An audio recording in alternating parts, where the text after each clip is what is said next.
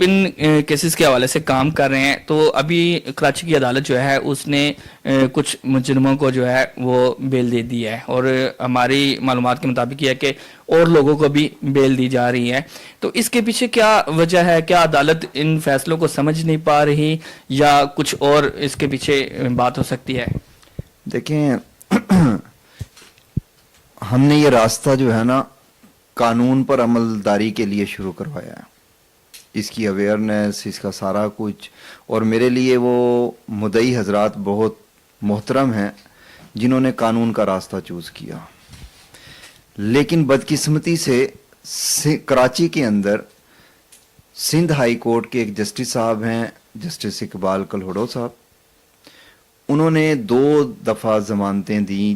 ایک دفعہ غالباً 6 لوگوں کو، دوسری دفعہ 7 لوگوں کو، اور انہی فیصلوں کو بیس بناتے ہوئے بقیہ لوور کورٹ نے ضمانتیں گرانٹ کی.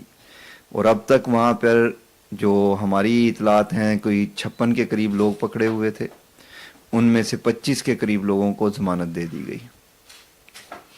یہ لوگ کیا ہیں؟ دیکھیں، ضمانت جو ہے نا پاکستان کے قانون میں ایک جج کے پاس ڈسکریشنری ریلیف ہے.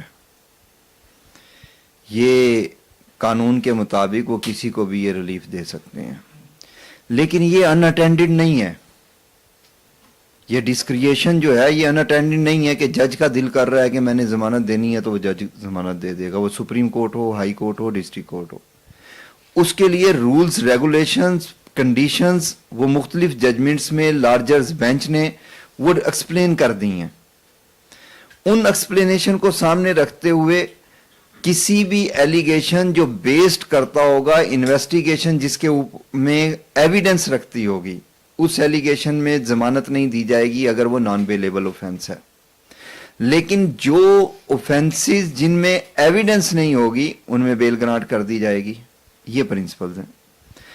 اب مجھے بتائیں کہ ڈی این اے سے زیادہ سخت کون سی ایویڈنس ہے؟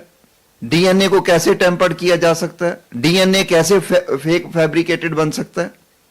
اگر ایک ملزم کا ڈی این اے، اور ڈی این اے کیا ہے؟ قرآن پاک پہ ایجیکولیشن کا ڈی این اے، روح کانپ جاتی ہے یہ سن کر.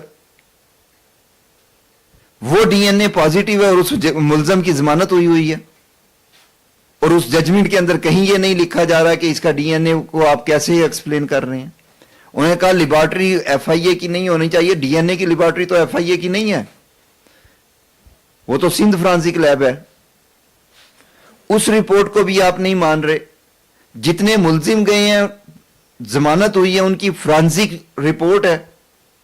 وہ فرانسک رپورٹ میں کوئی ایک شیئرنگ ہے، وہ گٹر ہیں موبائل جو ان سے ریکور ہوئے ہیں. ان کو موبائل کہنا موبائل کمپنی کی توہین ہے. اس میں اتنی گستاخی موجود ہے کہ اس کو گستاخی کہنا گستاخی کے لفظ کی توہین ہے.